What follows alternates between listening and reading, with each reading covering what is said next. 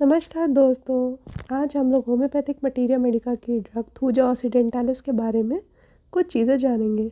वैसे तो हम सभी को पता है कि थूजा ऑक्सीडेंटालिस ज़्यादातर वार्ड्स के लिए ली जाती है, पर क्या हमें पता है कि थूजा ऑक्सीडेंटालिस वार्ड्स के अलावा भी बहुत ऐसी जगह हैं जहाँ पे काम आ सकती है। अक्सर हम लोग एलन की नोट से थूजा ऑक्सीडेंटालिस पढ़ तो लेते हैं, पर उसमें बहुत ऐसे वर्ड्स हैं जिन्हें हम छोड़ देते हैं या हम समझ नहीं पाते कि उसकी मीनिंग क्या है।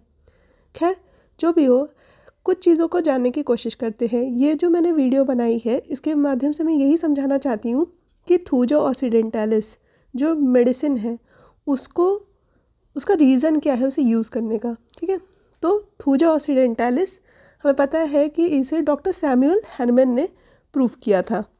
ठीक है, तो मैंने ये लिखा है कि थूजा ऑक्सीडेंटालिस के जो प्रूवर है या जिन्होंने इस मेडिसिन को दिया है उनका नाम है डॉक्टर सैमुअल हैनमन। इसका कॉमन नेम है ट्री ऑफ लाइफ या फिर वाइट सिडार, और इसे अर्बन विटे भी कहते हैं। ये जो मेडिसिन है वो साइकोटिक माइज़म में आती है। मतलब साइकोटिक माइज़म की जो रेमेडी है उसमें जिनमें ये माइज़म पाया जाता है उसमें ये बहुत अच्छा वर्क करती है। इसका जो सबसे पहला स्ट्रक्चर है वो है हमारा फिग वॉट लाइक ग्रोथ्स या कॉलीफ्लावर और पिडंक्यूलेटेड ग्रोथ्स। अब देखिए ये जो इमेज दी हुई है, अगर हम इसमें ये देखें कि जो वॉर्ट है उसका स्ट्रक्चर कैसा है, वो एक कॉलीफ्लावर टाइप का स्ट्रक्चर है। पिडंक्लेटेड मतलब जो लटका हुआ हो, इस टाइप का। फिर हम जानते हैं कि जो थूजा होता है उसमें हमने एक लाइन पढ़ी थी, as if the limbs are made up of glass. इसका मतलब क्या है? इसका मतलब है फ्रेजाइल। जो हमारा थूजा का पेशेंट होता है वो इतना दुबला पतला, इतना वीक होता है, या कहते नहीं है कि वो इतना हल्का फुल्का होता है, उससे लगता है कि वो भी टूट जाएगा। टूट जाएगा इन द सेंस ये नहीं कि भाई मतलब तुमने उसे पकड़ा वो टूट जाए, पर उसे ऐसा लगता है कि वो टूट जाएगा। अब जैसे जो थूजा का पेड़ देखा है उसकी जो टहनियाँ होती है वो बहुत ही पतली हुई होती है। ठीक है, तो अगर उस पर आप वेट डालोगे तो वो गिर जाएंगी और टूट जाएंगी। इसी तरह से हमारे थूजे का पेशेंट होता है। क्यों? अब ये फ्रेजाइल का सेंस कहाँ से आया है? ठीक, तो आपको पता होगा जो थूजा है वो आर्सेनिक की कॉम्प्लीमेंट्री है, और वाइस वर्सा आर्सेनिक भी हमारे थूजा मेडिसिन का कॉम्प्लीमेंट्री है। अब जो आर्सेनिक का जो पेशेंट होता है वो बहुत ही ज़्यादा एलर्जिक होता है। एलर्जिक इन द सेंस कि उसे ये लगता है कि अगर उसने कुछ भी चीज़ मतलब बिना सोचे समझे खा ली या कुछ कर लिया तो वो बीमार पड़ जाएगा। इसी तरह से थूजा का जो पेशेंट होता है उसके अंदर आर्सेनिक का कॉन्स्टिट्यूशन मिलेगा। ठीक है, ज़रा सी भी ठंड या हवा लगी तो बीमार पड़ जाना, कुछ भी ऊट पटांग खा लिया तो बीमार पड़ जाना।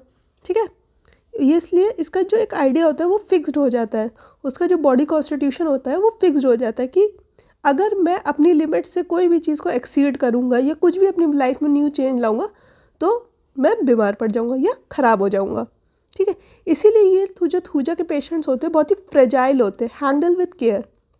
अक्सर जब क्लिनिक में थूजा का पेशेंट आता है ना तो वो ये कहता है, डॉक्टर साहब जब तक मैं दवा ले रहा था ना आपकी तब तक तो मैं ठीक था, उसके बाद से मैं बीमार रहता हूँ।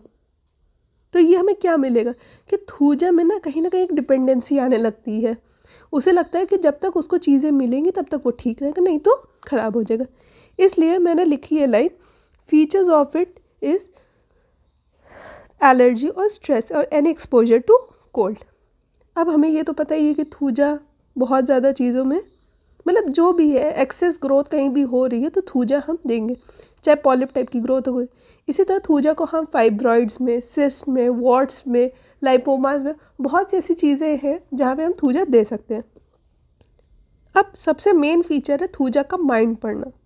ठीक है, किसी भी मेडिसिन का अगर आप माइंड समझ सकते हैं तो फिर उसके बाद उसके कॉन्स्टिट्यूशन पे, उसके फिज़िकल स्ट्रक्चर पे कोई भी कंप्लेन आ रही है आप आराम से ठीक कर सकते हो। ठीक है, तो वो हम कैसे पहचानेंगे? आइए पढ़ते हैं माइंड ऑफ थूजा।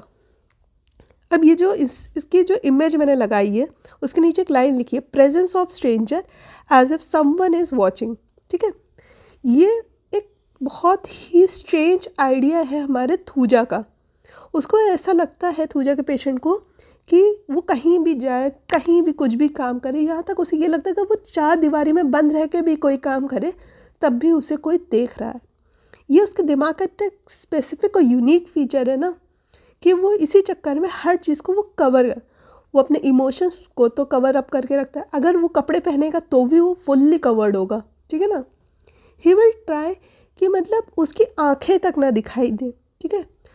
वो अगर कोई भी काम करेगा, बैठा होगा ना, तो वो इस तरह से लगेगा कि भाई कोई मेरे आंखों के मूवमेंट्स को भी ना देखे, इतना वो कवर अप रखना है, क्योंकि उसको लगता है कि कॉन्स्टेंटली उसे कोई ना कोई देख रहा है।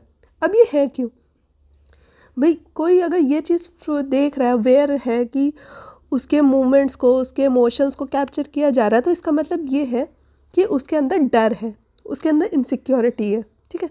अब जैसे आर्सेनिक में इनसिक्योरिटी किस चीज़ की थी कि कहीं वो गरीब ना हो जाए, ठीक है। इसी तरह थूजा में भी इनसिक्योरिटी है कि कहीं उसकी पोल पट्टी पूरी दुनिया को पता ना चल जाए। थूजा के दिमाग में ये होता है, सबसे बड़ी चीज़ है उसके अंदर गिल्ट टाइप, ठीक है ना। उसके लगता है कि जो भी गलत हुआ मेरी वजह से हुआ, कुछ भी गलत हो रहा है मेरी वजह से हो रहा है, कुछ गलत होगा तो मेरी वजह से होगा। तो उसके अंदर ये सेल्फ अक्यूजिंग नेचर होता है, जिसकी वजह से उसे ये डर रहता है कि कोई ना कोई उसे वॉच कर रहा है। इसलिए अब वो बहुत ही प्रतिष्ठावान व्यक्ति है अपने समाज का, तो उसे लगता है कि अगर मेरी रिस्पेक्ट या मेरी इमेज पे कोई भी धूल में लगी या मेरे ऊपर कीचड़ उछाला गया तो मैं जी नहीं पाऊँगा। इसलिए वो अपने अपना कहते नहीं, अपना दामन बचा के रखता है सबसे, ठीक। पर अब होता क्या है, वो मैच्योर होता है तब उसको समझ आता है कि नहीं, जो मैंने पहले किया वो गलत है। इसलिए वो सोचता है कि मैं जिनके साथ पहले था उनसे मैं थोड़ी सी डिस्टेंस बना के रखूँ, ताकि कहीं ये ना हो कि कल मैं बहुत अच्छा व्यक्ति रहूँ इस समाज का और बहुत ही सेलिब्रेटेड पर्सनैलिटी रहूँ, तो कोई भी पुराना आदमी आके मेरे को क्या कहते हैं, मेरी जो रिस्पेक्ट है, मेरा जो इमोशन लेवल है उसे ख़त्म कर दे, ठीक है। इसीलिए इसमें आते हैं dreams of floating in the air और फॉलिंग इन द एयर। तो मैंने देखिए फ्लोटिंग लिखा है कि elevation of status in society. जब वो लगता है कि हवा में वो उड़ रहा है तो इसका मतलब है कि उसका जो ओहदा है, उसका जो पद है समाज में, वो बढ़ रहा है।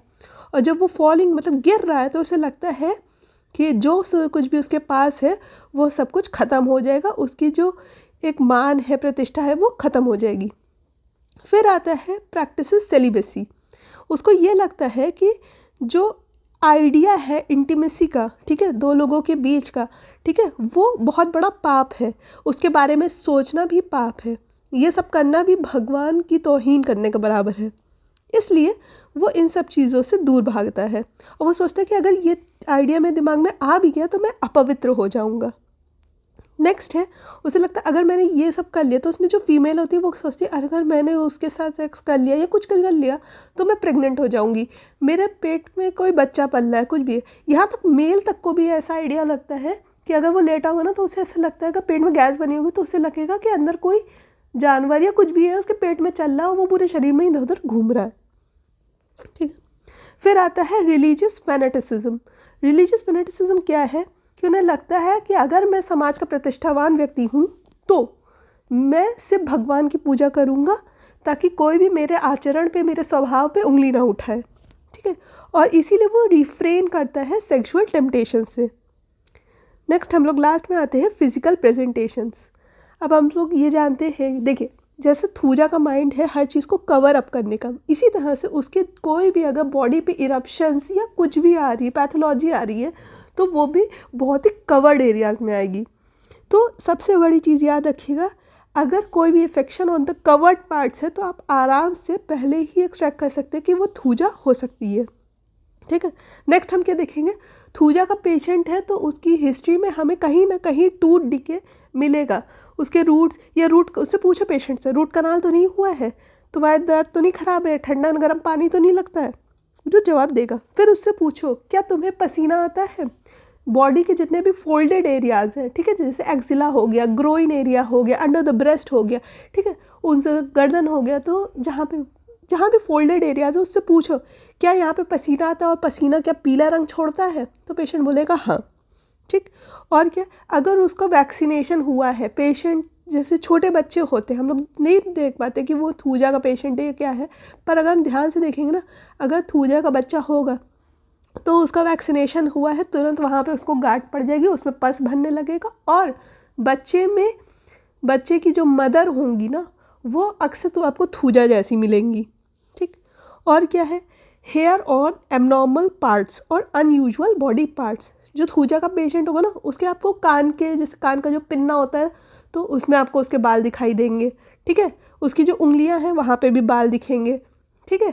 अब जैसे पीठ पे तो किसी सपोज़ मेल है तो मेल के चेस्ट पे बाल होते हैं, पीठ पे तो बाल नहीं होते हैं, उसके पीठ पे बाल दिखेंगे, पेट में बाल दिखेंगे, ठीक है, जांघों के पास बाल दिखेंगे। तो ये क्या है, ये अनयूजुअल है। अगर फीमेल है तो उसको भाई दाढ़ी मूछ तो नहीं आती ना फीमेल में पता चला दाढ़ी मूछ दिख रही है उसको। तो ये क्या, body hairs on unusual body parts. Last है इसका एग्रावेशन टाइम। अब लास्ट क्या है एग्रावेशन टाइम, मतलब इसकी कोई भी कंप्लेंट्स अगर बढ़ती है या घटती है, इनफैक्ट अगर पेशेंट थूजा का है और सपोज़ वो बिल्कुल ठीक है, सो रहा है, तो भी उसकी नींद सुबह के 3 बजे ही खुलेगी, और अगर वो बहुत ज़्यादा डल होगा तो दोपहर के 3 बजे ही होगा। मतलब ये उसका एक एग्रावेशन टाइम है, सुबह और दोपहर के 3 बजे। वैक्सीनेशन से दिक्कत होगी, कॉफ़ी पीने से दिक्कत होगी, और अगर बेड में लेटा होगा ना तो अचानक से बेड उसको इतना हॉट लगेगा, इतना बेड हीट्स लगेंगी कि उसे छोड़ के भागेगा। फिर उसके बाद हमें ये पता होना चाहिए कि इसका एम्ब्लोरेशन कहीं बहुत ज़्यादा मार्क नहीं दिया हुआ है, बस इसके एम्ब्लोरेशन में ये बताया है कि वो अगर लिम्स को अपने खींच के बैठेगा, मतलब अपने सारे लिम्स अपनी बॉडी के पास रख के सोएगा तो अच्छा लगेगा उसे। चलिए, ये एक मैंने छोटा सा पार्ट डिस्कस किया है थूजा के बारे में, और ये मैंने वैसे काफ़ी बुक से उठाया है। मेनली इसमें डॉक्टर राजन शंकरन की बुक से मैंने ये बहुत ज़्यादा मैटर लिया है, क्योंकि जो इनका एक आइडिया है स्ट्रेंज पर्सन बिसाइड्स हिम, इस चीज़ को एक्सप्लेन करना मुझे आज तक कहीं नहीं मिला, और मैंने इस पार्ट को इसमें कंक्लूड करने की कोशिश की है। होप सो आपको ये वीडियो, ये लेक्चर अच्छा लगा। अब हम लोग आगे और भी मेडिसिन्स के साथ इस चैनल पर आते रहेंगे। तब तक आप लाइक, शेयर और सब्सक्राइब कीजिए, और बताइए कि आपको और क्या जानना है, उसमें कमेंट करिए ताकि हम लोग इसे इम्प्रूव कर सकें। Thank you.